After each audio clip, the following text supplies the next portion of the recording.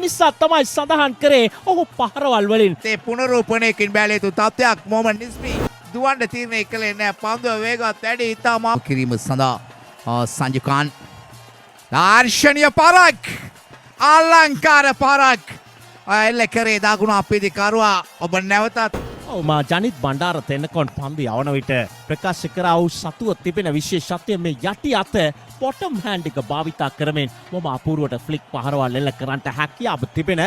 මේ සැහැල්ලු පන්දු ක්‍රිකට් ක්‍රීඩාව තුළ සිතුවම් ක්‍රීඩකයා ගොඩගම සුවද කණ්ඩායම සමග එක්ව ක්‍රීඩා කළා.